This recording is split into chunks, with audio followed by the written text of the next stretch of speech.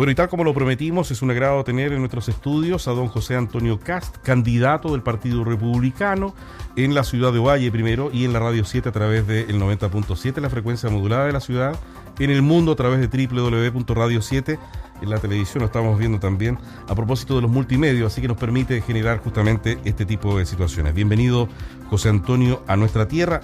Yo siempre digo, la capital del queso de cabra. ¿Cómo está? Muy bien, gracias a Dios, la capital de los crianceros entonces. Ciertamente. Y nos vemos bien ahí en la televisión, así que se agradece. Y felicitaciones por esta multiplataforma, que es lo que hoy día se estila y se usa y permite llegar a más personas a lo largo de todo Chile, gracias a la conectividad de Internet.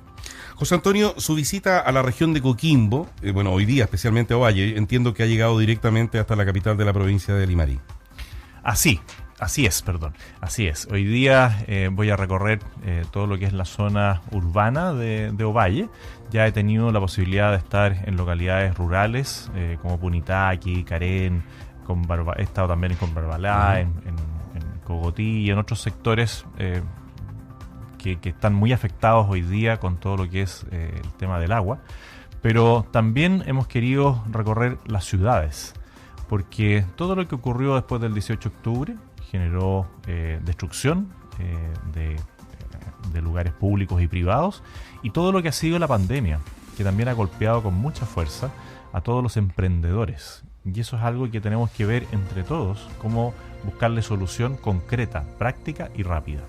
Como candidato a la presidencia hay diferentes lineamientos, ¿verdad?, que enfrentar. Uno de ellos, lo que más nos preocupa a nosotros como región, definitivamente ha sido la mega sequía. ¿Cómo mejorar las condiciones justamente del vital recurso para que llegue a la población, para poder tener para la alimentación? Recordando que esta zona es una zona agrícola, a pesar de estar en una zona prácticamente de desertificación.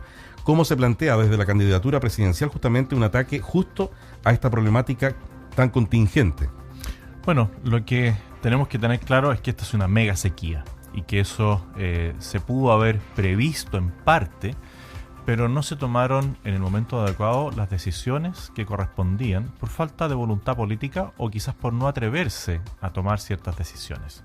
Lo primero es que uno tiene que decir siempre que tiene que buscar la solución tradicional, que es en base a los embalses, a los grandes embalses y también a los pequeños embalses para poder tener agua en momentos que existen y poder cosechar en los momentos más difíciles. Y ahí hay un tema que hay que armonizar, que es el tema medioambiental. En Cogotí se tenía una discusión por años ya de generar un embalse La Tranca. Ese embalse se hicieron 20 estudios distintos, ganaron recursos bien ganados, ¿no es cierto?, los ingenieros y todos los que diseñaron eso, pero nunca se pudo hacer, porque no había una coordinación entre la autoridad local, la autoridad nacional y el cuidado del medio ambiente. Hoy día tenemos otras alternativas, que son las plantas desalinizadoras, más bien para el consumo humano, y también se han utilizado mucho para el uso industrial minero. Uh-huh. Lo primero que hay que garantizar es el agua consumo humano, después el agua para la agricultura o para los crianceros, ¿no es cierto?, que es imposible criar animales si no se tiene agua, y después para los procesos industriales. Hoy día las desalinizadoras no solamente pueden estar al borde costero, que a veces generan alguna discusión por la cantidad de sal, ¿no es cierto?, que se deja acumula. Disponible, claro. Hoy día también se pueden instalar las plantas desalinizadoras al interior del país. Y eso es una tecnología que existe. Israel abastece casi toda su población con agua desalinizada, a una parte importante al menos de su población. ¿Y le parece descabellado a usted la idea de una carretera hídrica que parta en nuestra Patagonia? ¿Es solución? A estas alturas nada es descabellado. De acuerdo. Ajá. Antiguamente uno decía... Descabellado no hacer nada. Nada. Ajá. Claro, eso es descabellado. Claro. Pero nosotros antes decíamos es imposible llegar a la energía renovable en un 100%. Bueno, hoy día estamos sobre el 20%. Uh-huh. Y el valor de la energía renovable bajó mucho. Por lo tanto, uno sí puede pensar. Yo he visto incluso proyectos que vienen por el mar, en barcos grandes, ¿no es cierto?, como estos transatlánticos grandes, pero son unas balsas neumáticas gigantes que traen agua dulce. Exacto. Y eso existe en la zona de Estados Unidos, Canadá. Por lo tanto, todas las soluciones son aplicables. En la zona central no se ha logrado convencer a las autoridades que tienen que infiltrar agua en las napas subterráneas. Hay cuánta agua que se va al mar. En todas las zonas hay algún río que llega con un pequeño hilito de agua o un gran torrente de agua al mar, y eso es inaceptable. ¿Ah? No, esto no tiene solución de un día para otro. Yo no quiero decirle a nadie, mire, si yo salgo presidente en un año soluciono el problema. No. Pero alguien tiene que sentar las bases para que esto se produzca.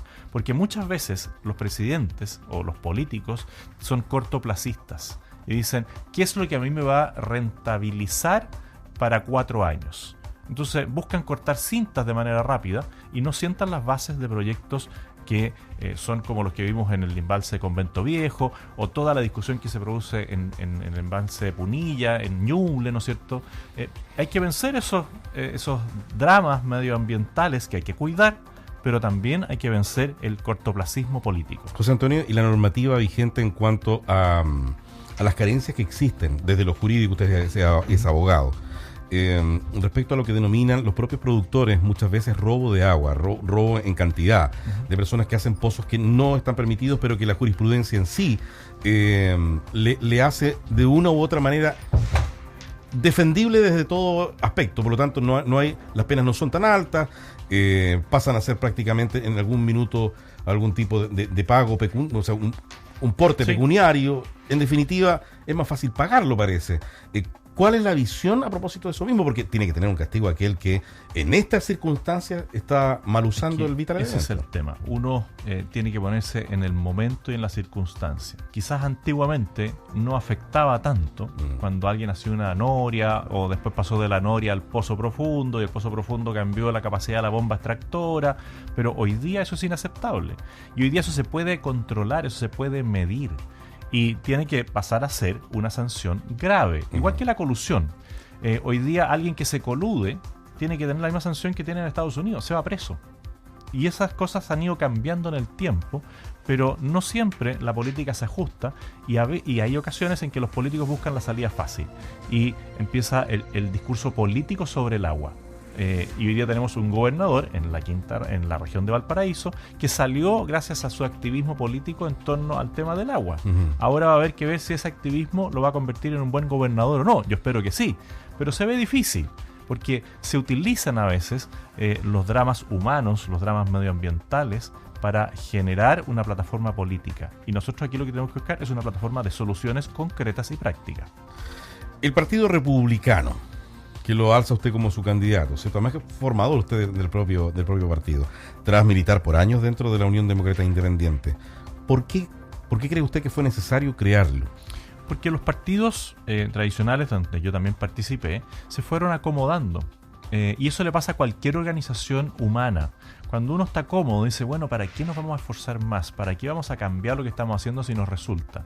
Pero de nuevo, es el cortoplacismo. Si uno está dentro de un partido y mira que ya hay fatiga de material, por así decirlo, bueno, uno tiene que decir, o cambiamos, o en mi caso, me voy. Yo intenté 2 veces ser presidente de la UDI, también participé como secretario general, colaboré para que se instalara una nueva generación, pero todo eso se vino abajo. Y cuando ya vi que no había otro camino para poder remecer la estructura interna del partido, dije, mejor me voy. Y me postulé a candidato a presidente. Nuestra idea nunca fue formar un partido inicialmente, sino que formamos un movimiento para colaborarle a los partidos y renovarlos desde dentro, como una especie de Tea Party, que es la agrupación del Partido Conservador, del Partido Republicano Americano, que reúne las distintas facciones y le dice, aunemos criterios. Y eso era para aunar criterios en RN, en la UDI, en Evópoli, en el PRI. No se logró y nos vimos, entre comillas, forzados a crear un partido político para poder tener nuestros propios representantes electos popularmente. A propósito de este movimiento que usted señala, José Antonio, ¿usted siente que ha venido moderando de alguna u otra manera esa mirada, esa perspectiva a propósito del actual escenario político de Chile, o todavía mantiene las raíces fuertes como desde un principio las ha mantenido? A ver, yo siempre he sido moderado. Otra cosa es lo que dicen algunos que yo soy. Yo siempre soy una persona... La fotografía del otro. Claro, o sea, me miran con un prisma equivocado, porque yo siempre he sido una persona moderada, abierta al diálogo, y digo las cosas por su nombre. Y muchas veces cuando uno va a un debate o a una discusión política, cuando al otro se le acaban los argumentos, comienzan las descalificaciones o las agresiones. Yo jamás he agredido a alguien, lo que sí digo las cosas por su nombre y no me someto intelectualmente a la ideología de otro. Yo puedo perder democráticamente un proyecto de ley y acepto que es ley de la República, pero no tengo por qué estar convencido de que es una buena ley. Yo defiendo el Estado pequeño, austero y eficiente y la baja de impuestos. Hoy ya tenemos un alza de impuestos permanente y la solución de muchos es subir los impuestos. Bueno, si la aprueban como ley, tendré que cumplir con lo que señala la ley. Pero si yo puedo influir para que la ley cambie y baje los impuestos, lo voy a hacer permanentemente. Le voy a hacer una pregunta que tiene relación con lo cotidiano. ¿Usted siente, y un poco a la temperatura de la comunidad, ¿no?, de que hoy día hay un desorden político en nuestro país, que es peligroso, que es complejo? Sí, y ese desorden político se viene provocando en parte por el distanciamiento de la ciudadanía de lo que son las elecciones. Hay una abstención casi del 50%, y eso permite que grupos bien organizados, bien ideologizados, estructurados, ¿no es cierto?, se vayan tomando el poder. Muchas veces los grupos más radicales se organizan mejor que los que son más tranquilos y se van tomando el poder y tienen buenos discursos, pero siempre desde la ideología, y eso es lo que vemos en Chile. En Chile la gente busca paz, libertad, igualdad de oportunidades. ¿Hay problemas? Sí los hay, y los vimos a partir del 18 de octubre con más fuerza, porque la gente dice, bueno, yo quiero mejorar mis pensiones, no quiero que me cobren el peaje excesivo, no quiero que se abuse de mí en las tasas de interés, en distintos temas hay problemas. El punto es, ¿la solución va por la violencia extrema o por la democracia? Nosotros tuvimos elecciones democráticas, vamos a tener elecciones democráticas, esas tienen que realizarse y tiene que buscarse la solución que potencie el desarrollo del país. Destruir, quemar, saquear, no contribuye en nada, solo perjudica, pero esos grupos instalan su fuerza o instalan el temor, y lo que la gente quiere hoy día es certeza. Y nosotros tenemos un camino donde vamos señalando claramente lo que opinamos en todos los ámbitos: salud, educación, medio ambiente, defensa, relaciones exteriores. En todo tenemos un programa de gobierno. José Antonio, a propósito de lo que usted dice, la validez democrática que tienen los actuales comicios nos preocupa. Por de pronto, regiones como la nuestra han tenido un 70% de inactividad en el proceso. Por lo tanto, ese otro 30% que elige probablemente está dentro del marco de lo que usted habla, ¿no? Y divididos en diferentes facciones en cuanto a pensamiento crítico político. Pero la pregunta es, ¿qué va a pasar en el caso de que elijamos un presidente de la República o una presidenta de la República con un bajo nivel de participación ciudadana? ¿No es preocupante desde la perspectiva más allá política, ciudadana?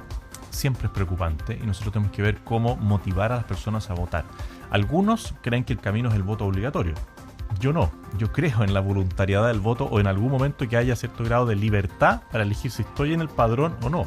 Pero cuando me obligan y no me dejan alternativa y después me sancionan, en general eso le favorece más a las autoridades que utilizan el poder de mala forma para obligar o chantajear a las personas que, si no van a votar, le aplican una multa.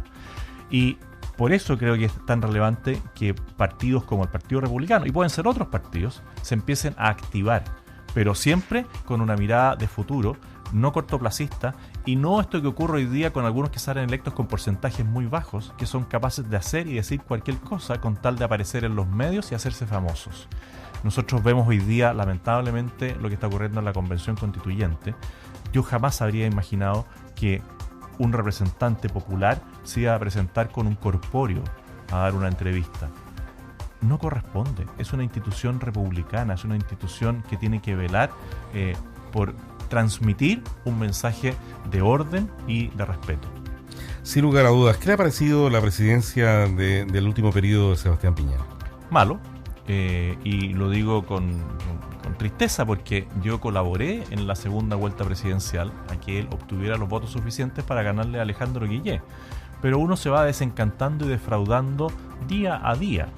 Yo reconozco en él la capacidad organizativa, administrativa, como lo hizo para la reconstrucción después del terremoto 14F. del 27F.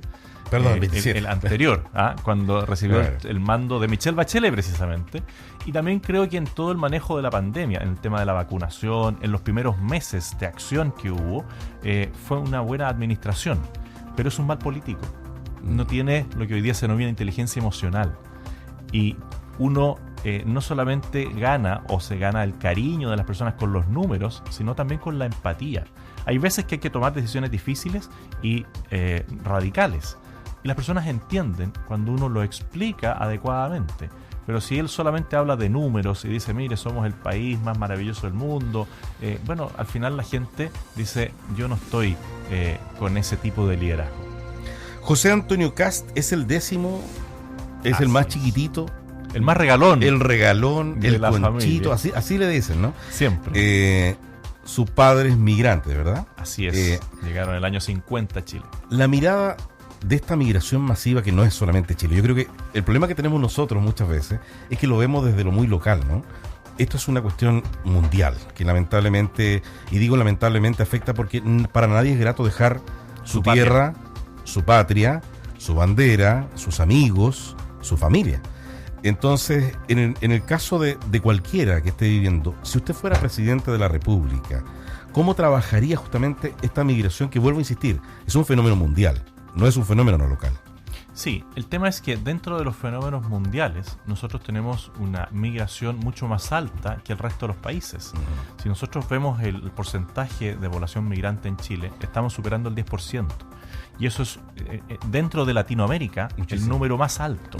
Y eso se debe a que la migración sur-norte que se daba antiguamente, porque todos miraban a Estados Unidos, Canadá, como el lugar donde se podía progresar y surgir, cambió y ahora hay una migración sur-sur, que es hacia Chile, porque Chile tuvo condiciones económicas que algunos no quieren reconocer, o de progreso, que hicieron que desde Venezuela, desde Haití, desde Colombia y mucho antes desde Perú y de Bolivia, la gente quisiera llegar a Chile. Y el problema, más que la migración, es la migración irregular, porque todo en la vida tiene que ser con orden. Nosotros podemos recibir migrantes, pero hasta un cierto número para que eso no afecte la calidad y las condiciones de vida de los que ya residimos en el país, chilenos y migrantes que llegaron antes, porque no tenemos una capacidad hospitalaria en atención de salud, no tenemos una capacidad educacional, no tenemos las condiciones de seguridad, las viviendas. Hoy día tenemos más de 500.000 personas que no tienen vivienda propia, tenemos un déficit habitacional, bueno, suben los arriendos, todo se complica, aumentan las tomas de terreno, porque las personas dicen, bueno, yo quiero vivir en alguna parte. Y hemos visto en muchos lugares de tomas que son personas que vienen de otros países, que no tienen sus trámites de regularización completos e incurren en una infracción a la ley. Bueno, tenemos que cuidar nuestras fronteras. A mí me ha tocado estar ya un par de veces en Colchane, también en la frontera con Arica y en otros lugares fronterizos, donde uno se da cuenta de que no hay una preocupación de Estado para regular el ingreso de personas que muchas veces son víctimas de mafias de trata de personas. José Antonio, ¿cuál es el calendario que va a hacer aquí en la región? Entiendo que usted acaba de llegar. Yo imagino que ya lo tienen invitado a almorzar al menos, ¿no? Eso está listo. Ya, así que bien. Agradezco a las personas que se van a reunir conmigo, porque uno también aprovecha los almuerzos para compartir en lo humano, pero hoy día que estamos en una sesión política, también para hablar de política. Evidentemente. Por lo tanto, tenemos un almuerzo programado y después visita a distintos emprendedores que se han visto afectados, ya sea por temas de violencia o temas de pandemia, para poder en conjunto decir, bueno, cómo desde el Estado nosotros cambiamos las condiciones. Hoy día tenemos la discusión del cuarto retiro, que a mi juicio no es una buena política pública el tema de los retiros, y tenemos el tema del IFE. Y algunos quieren las dos cosas, retiro e IFE. Bueno, ¿cómo reenfocamos esto para que, por ejemplo, el IFE, más que ahora, ya que estamos liberados de la cuarentena total, vaya a las personas, vaya a la promoción del empleo, que va a llegar igual a las personas, pero generando un círculo virtuoso en este caso, que es que los emprendedores puedan salir adelante y dar trabajo, que es lo que hoy día se necesita. Para finalizar, ¿cómo se levanta un país post pandemia sin tener en lo absoluto experiencia en lo que hemos vivido? Ha sido durísimo para todos los países, principalmente para nuestra América Latina, donde tenemos esta divergencia tan importante desde lo económico y desde la estrategia, donde tenemos que reconocer que Chile de una u otra manera ha hecho las cosas bien. Ciudadanía, principalmente todo el personal de salud, y aquí uno se tiene que sacar sombrero, ¿cierto?, por ellos, y también en este caso la Administración Nacional. ¿Cómo se levanta un país post pandemia si usted como candidato llega a la presidencia mañana? Lo primero que se tiene que restablecer es el Estado de Derecho. y eso en muchas partes ha sido pasado a llevar. Ni un país crece, ni un país progresa si es que aquellos que cometen delitos flagrantes, aquellos que usan la violencia como método de acción política, no reciben una sanción.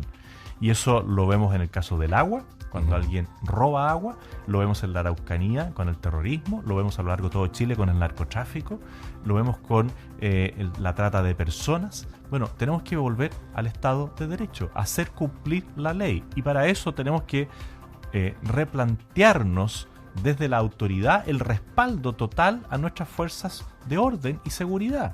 Hoy día vemos que el presidente trata de irse por el camino más fácil y decir voy a reformar Carabineros. Esa no es la solución. O sea, solución sería reformar el Ministerio Público, solución sería reformar el Poder Judicial, solución sería reformar el esquema político del Parlamento, pero claramente Carabineros no requiere esa reforma que algunos dicen, requiere respaldo político, equipamiento, capacitación. Lo mismo con Policía de Investigaciones. Hoy día vemos cómo por culpa de un juez, que uno puede decir es un juez sin criterio, se libera a un narcotraficante que se refugia en una comunidad donde ya hay un mártir de la Policía de Investigaciones por un operativo que se realizó ahí, y hoy día la Policía de Investigaciones quiere ir a detenerlo porque está prófugo de la justicia, porque le dieron la libertad y le dijeron preséntese la próxima semana. Bueno, balearon a todos los funcionarios de la Policía de Investigaciones, como en México cuando vemos las guerras entre los narcos. Bueno, el armamento con el cual fueron agredidos los policías de investigaciones es armamento de guerra. Bueno, ahí se requiere orden, se requiere Estado de Derecho. José Antonio Cast, un agrado haberlo tenido aquí en la Radio 7 FM como primera actividad de la región de Coquimbo en esta visita que ha realizado, y que tenga una buena visita en esta zona, como le vuelvo a decir, la capital del queso de cabra. No solamente la capital de los crianceros, también dicen la capital de la uva pisquera. ¿O no, doctora? La capital de la uva pisquera. Así es que a defender justamente el nombre. ¿Usted está de acuerdo en defendernos hasta el máximo? Totalmente, ¿no? La denominación de origen es muy importante, y el hecho de que el pisco sea chileno es más importante. No, y más con los soles y las tierras acá en el Limarí. Así que le vaya muy bien, que tenga una buena estada acá en la ciudad de Ovalle. Muchas gracias.